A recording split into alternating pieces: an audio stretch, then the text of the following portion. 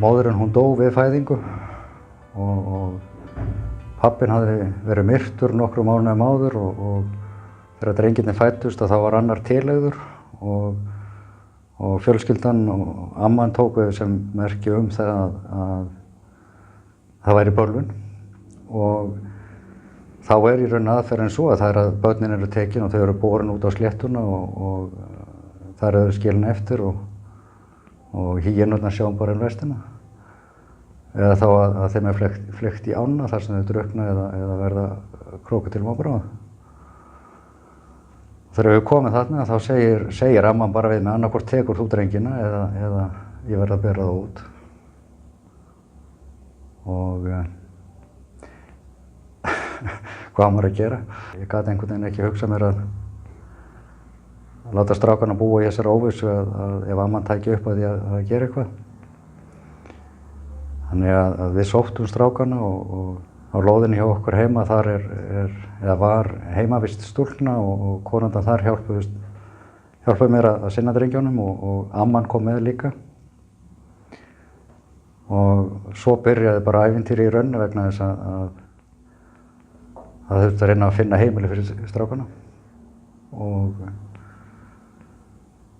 fyrst þá fór ég einn hring með það tengslanett sem ég með þarna söður frá og það gekk ekkert né rak og þá var nýkomið netsamband þarna niður í síman og ég var með síma og setti þetta á fésbókina og þá fékk ég viðbrögð frá honum Ragnari, framkvæmdastjóra hjá ykkur á SOS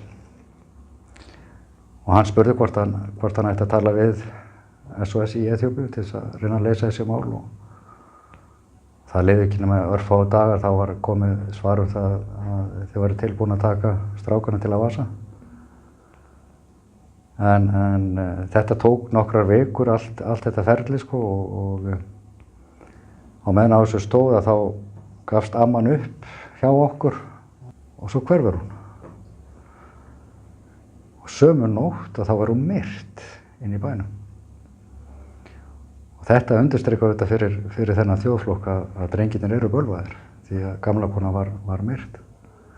Og meðan á þessu stóð og drengirnir voru hjá okkur að þá tóku eftir að það kom enginn inn á lóðina til okkar. Það voru mjög fáir. Fólk skildi ekki hvernig við þorðum að hafa þessa drengi hjá okkur.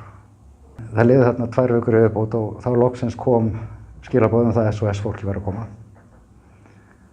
Og ég var með öll leyfi frá öllum yfirvöldum, frá lögreglunni, frá bæjarskrifstofunni, frá fjölskylduskrifstofunni í Omorate. Allt upp á skrifa það að ég bæri ábyrgð á drengjunum. En þá var komin ný yfirmaður í fjölskyldudeildinni og hún neitaði að sleppa strákunum. Við segjum, ég ekkert að fara með það, þeir eru að fara til SOS Barnaþórsins. Nei, segir hún. Hvað veit ég að þú bara segir að þið sé að fara til Awasa og svo keyrirðu bara til Kenía og svo stelurðu lifrin og hjörtun og magan og allt úr þessum strákum. Ég gat ekki hugsað mér að sleppa drengjunum. Og hún segi, já, þeir fara bara á heimavistuna. Ég segi, nei. Ég skal fara heim, segi ég. Svo skrifa ég bréf þar sem að þú, prívat og persónuna, tekur drengina að þér. Þú skrifar upp á það að Ísak og Samúel sé á þinni ábyrgð, þinni prívat og persónulega vegna þess að ég með öll leyfin, það er allir búin að samþykkja þetta og nú vilt þú stoppa þetta. Þannig að það er þú, prívat, sem að vilt ekki leyfa mér að leysa þetta mál. Og þá runna á hana 2 gríma því að þá segir nei, þessir drengir kom ekki heim til mín. Þá kom þessi trú bölvunina aftur. Ég segja, þitt valið, það er annaðhvort SOS eða þeir fara heim til þín. Og þá loksins gaf hún sig og svo daginn eftir komið frá SOS, Aster og fleiri.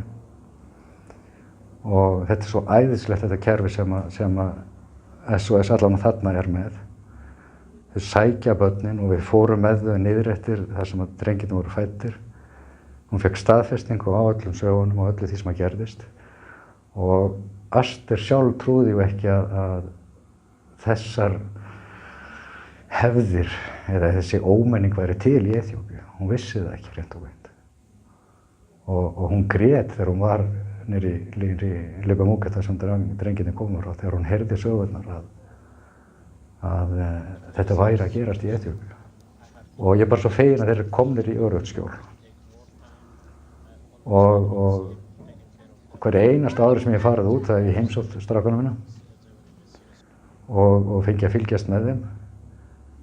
Og það er svo ótrúlegt að hugsa til þess í rauninni að tveir litlir guttar í rauninni sem áttu sér ekki lífsvon.